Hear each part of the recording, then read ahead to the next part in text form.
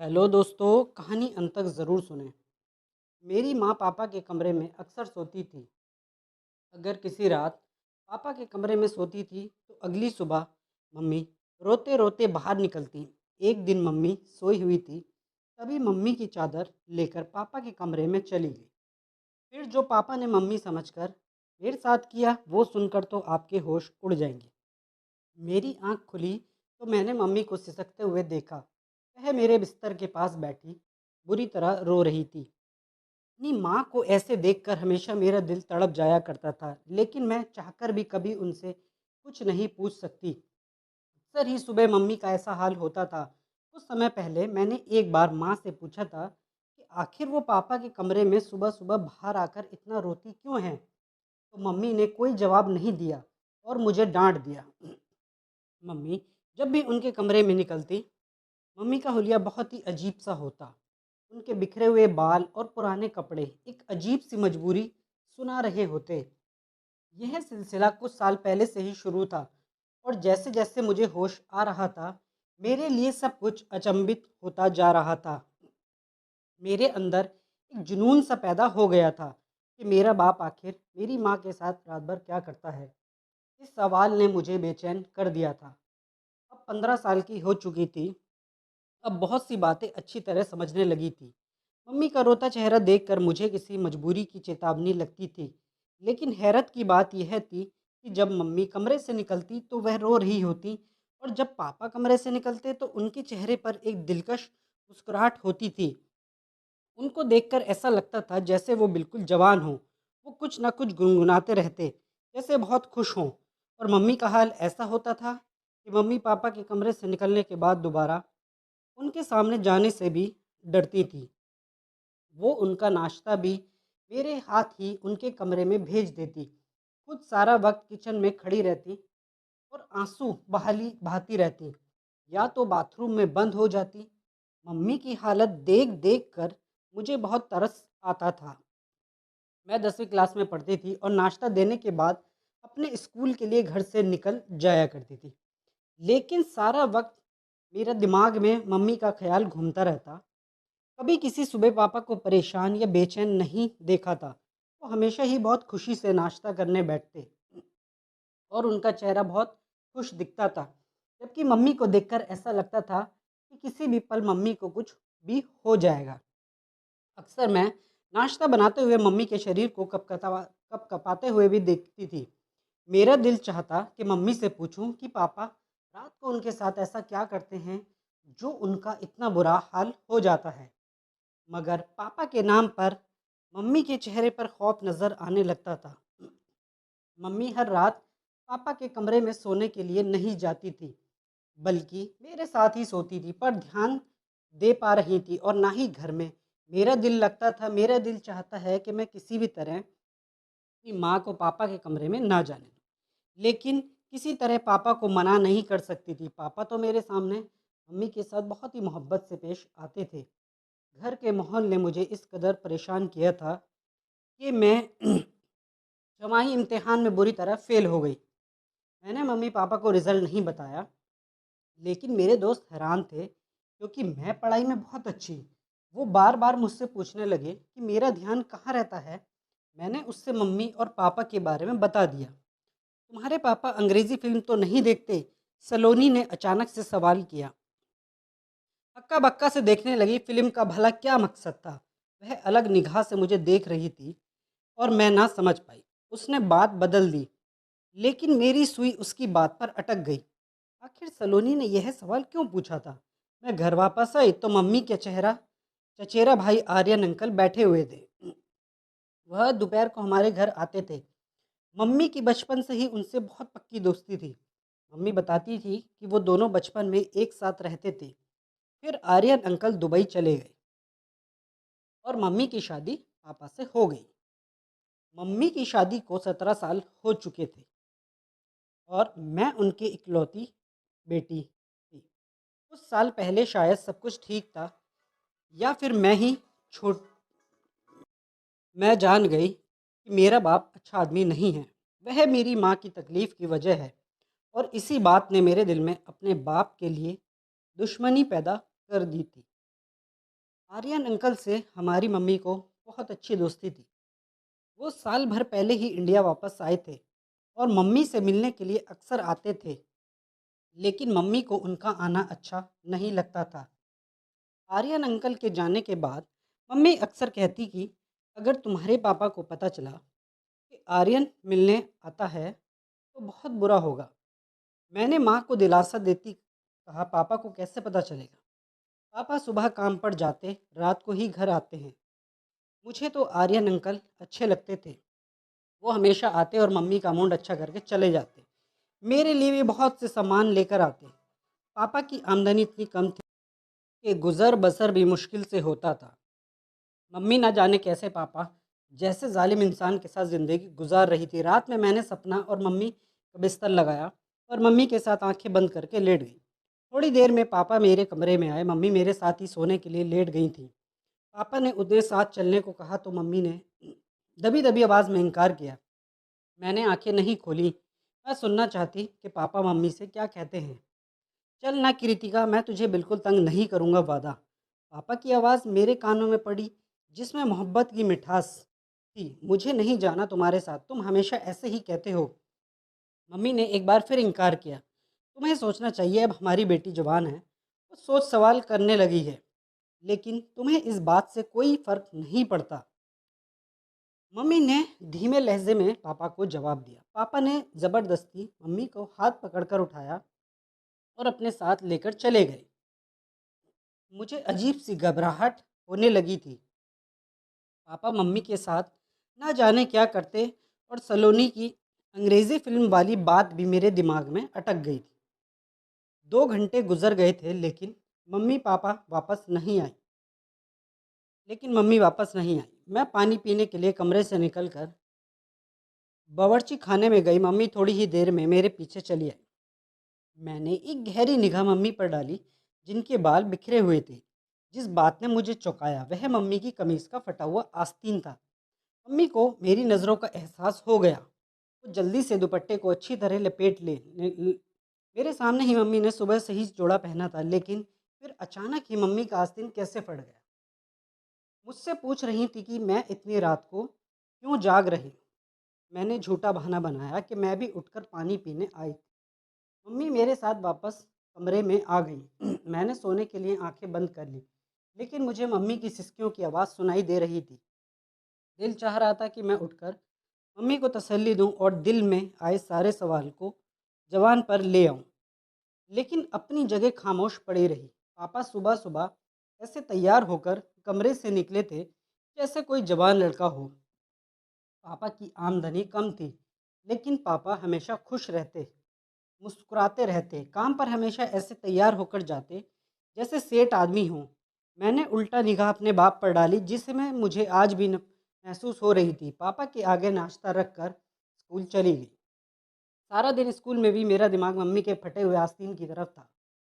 School से वापसी पर मुझे आर्यन अंकल मिल गए। मुझे देखते ही उन्होंने मुझे अपनी गाड़ी में बैठा लिया। मैं बिना सोचे समझे की गाड़ी में बैठ गई। आर्यन अंकल ने गौर से मेरी तरफ देखा और कहने लगा कि मुझे बताओ, तुम्हें क्या परेशानी है? तुम इतनी खोई खोई सी क्यों रहती हो? मैं इस कदर जज्बाती हो चुकी थी कि मैंने आर्यन अंकल को सारी बात कह दी। मेरी बात सुनकर आर्यन अंकल कहने लगे कि तुम्हें अंदाज़ा है कि मेरा बाप अच्छा आदमी नहीं है। तुम अपनी माँ को अपने बाप से आज़ादी क्यों नहीं दिलवा देती? कब तक तुम दोनों उनके जुल्म की चक्की में पिसते रहोगी? आर्यन अंकल ने बहुत ही फिक्रमंदी से मुझे एडवाइस दी, जिसे सुनकर मेरे होश उड़ गए। पापा को छोड़ने के बारे में सोच भी नहीं सकती थी। पापा ने मेरे साथ कभी ऊंची आवाज़ में बात तक नहीं की थी। फिर मैं पापा को जालिम कैसे कहती? मैं तो यह भी नहीं जानती कि बंद दरवाजे के पीछे मम्मी और पापा के दरमियान क्या होता है। आर्यन अंकल की बात सुनकर मैं सोच के समंदर में डूब गई। बहुत सोचने के बावजूद भी मुझे पापा की कोई ऐसी बात याद नहीं आई जिससे मैं उन्हें जालिम करार देती। लेकिन मम्मी की तड़प और आंसू पापा को जालिम साबित करते थे। आर्यन अंकल मुझे स्कूल से लेकर घर चले आए और खुद भी अंदर आ गए। मम्मी हम दोनों को देखकर खुश हो गई थी। हमारे लिए फ़ौरन खाना लगा दिया। बहुत ज़्यादा थक गई थी, इसलिए सोने के लिए अपने कमरे में आ गई और आर्यन अंकल मम्मी के पास बैठे रहे। मुझे नींद नहीं लग रही थी। मैं सारा वक्त आर्यन अंकल की बात पर सोचती रही। मम्मी को पापा के कमरे में गए 3 दिन गुजर चुके थे और पिछले 3 दिन से मम्मी मेरे साथ मेरे कमरे में सो रही थी। मम्मी जब मेरे पास रहती थी बिल्कुल अच्छी और बेफिक्र रहती थी। पापा का रवैया तो हमेशा एक जैसा ही रहता था। जिस दिन वो मम्मी को अपने कमरे में ले जाते उस दिन वो रोज़ाना से ज़्यादा खुश महसूस होते थे। चौथे दिन पापा मम्मी को फिर अपने कमरे में ले गए थे। मैं सारी रात बेचैनी से करवटें बदलती रही थी। मम्मी जब सुबह पापा के कमरे से निकली तो उन्हें ठीक तरह से चलना भी नहीं आ रहा था। वह एक पैर ज़मीन पर घिसट घसीट कर बड़ी मुश्किल से चल रही थी। मैंने मम्मी से पूछा कि मम्मी, तुम्हारे पाँव में क्या हुआ है? तो कहने लगी, छोटी छोटी बातों पर ध्यान ना दिया करो और दिल लगाकर पढ़ाई करो। अगर तुम्हारा 10वीं का रिजल्ट अच्छा नहीं आया तो तुम्हारा पापा उसका जिम्मेदार भी मुझे ही समझेगा। मम्मी की आंखों से टिप टिप आंसू गिरने लगे और पापा के लिए नाश्ता बनाने चली गई। उसके बाद दोबारा किचन से बाहर ना आई। मम्मी को नाश्ता देने के बाद पापा के पास गई, उन्हें नाश्ता दिया तो पापा मेरी पढ़ाई के बारे में पूछने लगे। पापा के लहजे में इतना शहद था कि पापा की इस दोगली तबीयत पर हैरान रह गई थी। पापा किसी तरह भी सख्त जालिम नज़र नहीं आते थे, बल्कि मम्मी की हालत चीख चीख कर पापा के जुल्म की दास्तान सुनाती थी। पापा को नाश्ता देने गई तो पापा मुझसे मेरी पढ़ाई के बारे में पूछने लगे। मैंने पापा से कहा कि मुझे मम्मी के बगैर नींद आती नहीं और वो मम्मी को रात को अपने कमरे में ना बुलाया करे। मेरी बात सुनकर पापा मुस्कुराने लगे, कहने लगे, मैं तो कभी कभी तुम्हारी माँ को अपने पास बुलाता हूँ। मेरा भी तुम्हारी माँ पर हक है और मैं उससे मोहब्बत करता हूँ। पापा की बात सुनकर मेरा खून खौल उठा था, क्योंकि उनकी मोहब्बत के नज़ारे में आए दिन देखा करती थी, लेकिन पापा से कुछ बोलने के बारे में सोच नहीं सकती थी। इसलिए खामोशी से स्कूल के लिए चली गई। स्कूल में टीचर पढ़ाते हुए हमें समझा रही थी कि कभी भी पूरा सच जाने बगैर कोई फैसला नहीं करना चाहिए। आधा सच हमेशा बहुत खतरनाक होता है, जो इंसान को बर्बाद करके रख देता है। टीचर की बात ने मेरे दिमाग की एक और खिड़की खोल दी थी। मैंने सोच लिया कि पापा का पूरा सच जानकर और फिर अपनी माँ को पापा से आज़ादी दिलवा दूँ। आर्यन अंकल ने मुझसे वादा किया था कि वे हर वक्त मेरी मदद करने को तैयार रहेंगे। मेरी माँ बिल्कुल मेरे जैसी थी। मैं उम्र में 15 साल की थी, लेकिन नाक नक्श से बिल्कुल अपनी माँ की तरह थी। अगली रात खुद ही अपनी माँ को नींद की दवा देकर सुला दिया और खुद अपनी माँ की चादर ओढ़कर पापा के कमरे में गई। पापा के कमरे में एक छोटा सा बल्ब जल रहा था। पापा अंधेरे की वजह से मुझे मम्मी समझ बैठे। मेरी खुशनसीबी है कि कृतिका आज खुद चलकर मेरे कमरे में आई। पापा बहुत ही खुशी से कहते हुए मेरे करीब आए, मुझे कंधों से पकड़कर अपने बराबर में बिठा लिया। पापा के बराबरी में बैठे मेरा शरीर कांप रहा था। मैं नहीं जानती कि उससे आगे मेरे साथ क्या होने वाला है, लेकिन आज मैं पूरा सच जानना चाहती थी। पापा बहुत मोहब्बत से कहने लगे, कृतिका बेटी जवान हो रही है। यह कहकर तू मुझसे इस कदर दूर हो गई कि मुझे ज़बरदस्ती तुझे अपने कमरे में बुलाना पड़ता है।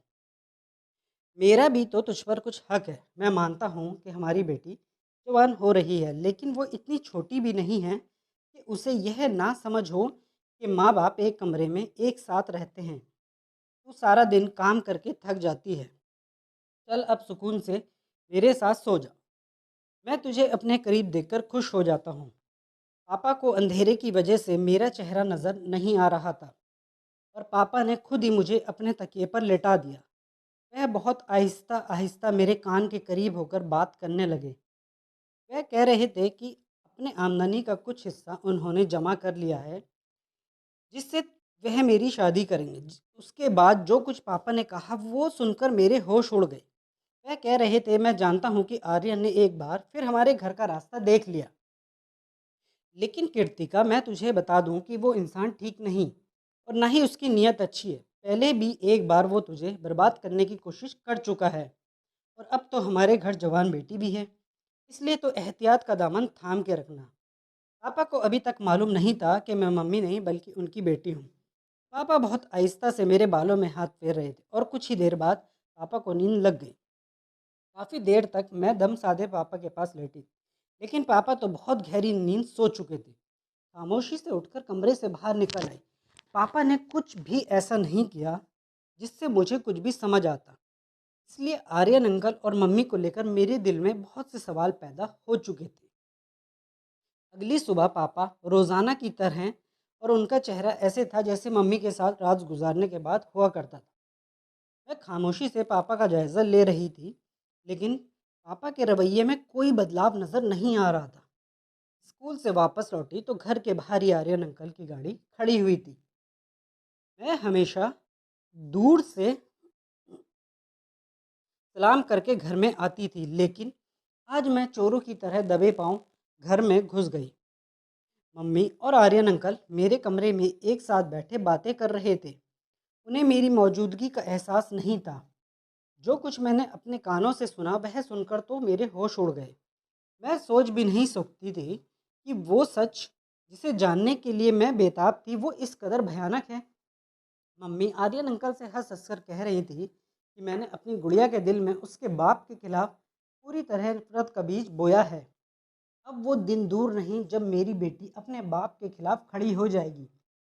वो बूढ़ा ज़बरदस्ती मुझे अपने साथ इस रिश्ते में बांध कर रखा हुआ है, लेकिन अब मैं आज़ादी चाहती हूँ। वह मुझे कमरे में लेकर जाता है और मुझसे बात करते करते ही सो जाता है। लेकिन जैसे ही मैं बाहर निकलती हूँ तो अपना हुलिया खुद ही खराब कर लेती हूँ। मैंने गुड़िया के दिल में यह बात अच्छी तरह बिठा दी है कि उसका बाप मुझ पर जुल्म करता है। एक दिन तो मैंने खुद ही अपनी कमीज़ की आस्तीन तक फाड़ डाली। मैं चाहती कि जब मैं उस बूढ़े से आज़ादी की बात करूं तो मेरी बेटी मेरी ढाल बन जाए और मुझे अपनी गुड़िया को छोड़कर उसके घर से ना निकलना पड़े। गुड़िया तो दुनिया को मेरी बेगुनाही और अपने बाप के जुल्म की दास्तान सुना देगी, और मैं गुड़िया को लेकर तुम्हारी ज़िंदगी में शामिल हो जाऊंगी। आर्यन अंकल हंसते हुए कहने लगे कि हाँ, मैंने गुड़िया से भी कह दिया है कि उसे जब भी मेरी मदद की ज़रूरत होगी मैं चला आऊँगा। मम्मी आर्यन अंकल से कहने लगे कि पहले की तरह तुम मेरे साथ बेवफाई ना करना। एक बार पहले भी तुम मुझे बीच रास्ते में छोड़कर चले गए थे। उस वक्त मेरे पति ने मुझे माफ़ करके अपनाया था। आर्यन अंकल मेरी माँ के हाथ पकड़कर कहने लगे कि मैंने बहुत मजबूरी में तुम्हारा हाथ छोड़ा था, क्योंकि घर वाले इस बात के बिल्कुल खिलाफ थे कि मैं एक शादीशुदा औरत से रिश्ता करूं। लेकिन अब मुझे रोकने वाला कोई नहीं है। मैं पूरे दिल से तुम्हें और तुम्हारी बेटी को अपनाऊंगा। बस गुड़िया को किसी भी तरह यह सच पता ना चले कि उसका बाप जालिम नहीं, बल्कि हम उसे जालिम साबित करना चाहते हैं। गुड़िया ही है जो हम दोनों को एक करवा सकती है। मम्मी और आर्यन अंकल को यकीन दिला दिया कि सब कुछ वैसा ही होगा जैसे उन दोनों ने सोच रखा है। वो दोनों हंसते हंसते थक चुके थे। मेरे कदमों तले ज़मीन निकल गई थी। मेरी माँ सिर्फ मुझे ही नहीं बल्कि मेरे बाप को भी पूरी तरह धोखा दे रही थी, और वह मेरे बाप के घर में बैठकर एक दूसरे आदमी के साथ मिलती और नए रिश्ते की बात कर रही थी। मुझे पापा की बात याद आ गई कि आर्यन ने पहले भी हमारा घर उजाड़ने की कोशिश की थी। बहुत कुछ जान चुकी थी, इसलिए कमरे के अंदर दाखिल हो गई। मुझे देखकर मामी मम्मी और आर्यन अंकल चौंक उठे, लेकिन थोड़ी देर में उन्होंने अपने आप पर काबू पा लिया। आर्यन अंकल ने मेरी तरफ चॉकलेट बढ़ाई। मैंने चॉकलेट पकड़ने के बजाय मम्मी की शक्ल देखी और सख्त लहजे में मम्मी से पूछा कि आपको मुझे बताना पड़ेगा कि आखिर आपको पापा से क्या मसला है। मम्मी जान चुकी थी कि उनके झूठ का पोल खुल चुका है, इसलिए बिना झिझके मम्मी ने मुझे सारा सच बता दिया। मम्मी शादी से पहले अंकल से मोहब्बत करती थी, लेकिन आर्यन अंकल ने उनसे शादी करने के बजाय दुबई जाकर नौकरी करने लगी और मम्मी की मोहब्बत को छोड़कर अपना कैरियर चुन लिया। बचपन की मोहब्बत में अपना रंग कच्चा ना होने दिया, और मम्मी के दिल में आर्यन अंकल की मोहब्बत का रंग बरसा रहा। मम्मी के घर वालों ने मम्मी के लिए पापा को पसंद कर लिया। मम्मी जवान और खूबसूरत थी, जबकि पापा उम्र में 10 साल बड़े थे। पापा सावले शक्ल सूरत के मालिक थे, जबकि आर्यन अंकल हैंडसम थे। मम्मी के लिए पापा का रिश्ता घर वालों की मर्जी से था, और मम्मी ने अपने घर वालों को ज़बरदस्ती घर पापा से शादी तो कर ली, लेकिन वो कभी पापा को दिल से अपना ना पाई थी। ज़बरदस्ती का यह रिश्ता मम्मी के लिए किसी बोझ की तरह ही था। लेकिन मम्मी इस रिश्ते को किसी तरह चला रही थी कि तभी शादी के 1 साल बाद ही माँ की गोद में आ गई थी। मम्मी की शादी के 8 साल बाद आर्यन अंकल दुबई से कुछ दिन के लिए वापस आए, तो उनके दिल में मम्मी को देखकर एक बार फिर से जज्बात जाग उठे। मम्मी भी बचपन की मोहब्बत और अपने जज्बात के हाथों मजबूर होकर आर्यन अंकल से चुपके चुपके मुलाकातें करने लगी। लेकिन कुछ ही दिनों में यह बात माँ के बड़ी मम्मी को पता चल गई और उन्होंने सारे खानदान में मेरी माँ की इज्जत को उछालना शुरू कर दिया। पापा माँ से सच्ची मोहब्बत करते, इसलिए उन्होंने मम्मी को बदनामी से बचा लिया और इस सारे बातों को झूठा साबित कर दिया।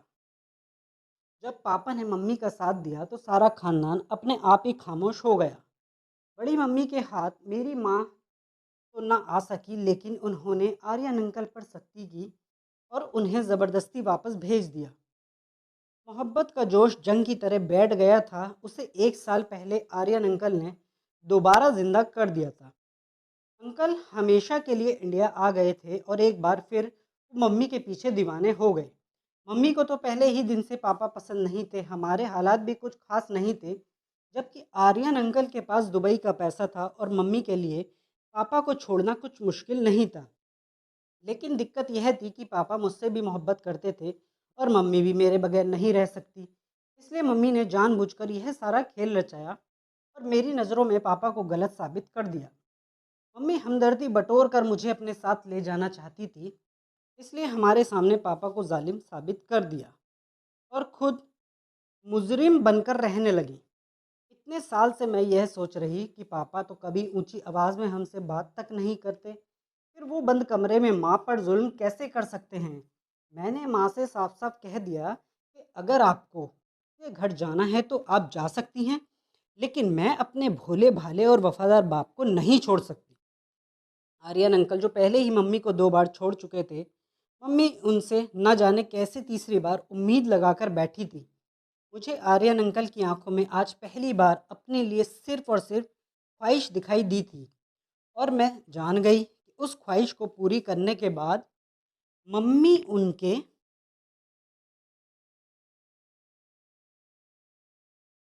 किसी काम की नहीं रहेंगी। मम्मी ने मुझे आगे के सुहाने सपने दिखाकर इस बात के लिए मजबूर किया कि मैं उनके साथ चल पड़ूं और पापा को छोड़ दूं। लेकिन मेरे लिए पापा को छोड़ना इतना आसान नहीं था और मेरे लिए मेरे पापा ही सब कुछ थे। अगर मेरे सामने सारा सच ना आता तो शायद मैं कुछ गलत फैसला कर बैठती।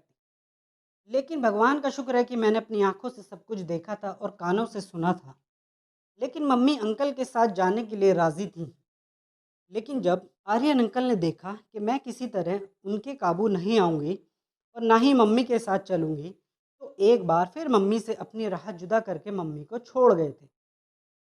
मम्मी को पता चला कि आर्यन अंकल मम्मी के लिए नहीं बल्कि मेरे लिए हमारे घर के चक्कर काट रहे थे। वो बहुत ही चालाक और मक्कारी इंसान थे। उन्हें मेरी माँ की मोहब्बत को पूरी तरह अपने फ़ायदे के लिए इस्तेमाल करने का सोचा था। मम्मी को जब एहसास हुआ कि जज्बात की धार में बहकर वो कितना बड़ा नुकसान करने जा रही थी, अगर मम्मी और मैं उनके साथ चले जाते तो वो मेरी इज्जत को एक बार फिर वैसे ही पामाल करते जैसे बड़ी मम्मी ने मम्मी की इज्जत की धज्जियां बिखेरने की कोशिश की थी। न जाने कौन सा अच्छा काम हम दोनों माँ बेटी के काम आ गया कि हम आर्यन अंकल के चुंगल से निकल गए। रात को पापा घर लौटे तो मम्मी ने खुद ही पापा के लिए खाना मंगवाया और अपना बिस्तर भी पापा के कमरे में लगा लिया। पापा की खुशी देखने लायक थी। पापा सच में मम्मी से बहुत मोहब्बत करते थे और यह उनकी मोहब्बत ही थी जो मम्मी की गलतियों को आज तक नज़रअंदाज करते आए हैं। इतने सालों में पहली बार मम्मी को अपनी गलतियों का एहसास हुआ था और उन्होंने पापा को दिल से अपनाया था। अगली सुबह पापा और मम्मी हंसते मुस्कुराते कमरे से बाहर निकले थे और मेरे दिल को एक ठंडक का एहसास हुआ था। कभी कभी हम प्यार के नाम पर ऐसा धोखा खाते हैं कि किसी को मुंह दिखाने के लायक नहीं रहते। असल मोहब्बत तो विवाह के बाद ही होती है, जिसमें इंसान एक दूसरे का ढाल बनकर एक दूसरे का ऐब ढांप लेता है। धन्यवाद दोस्तों।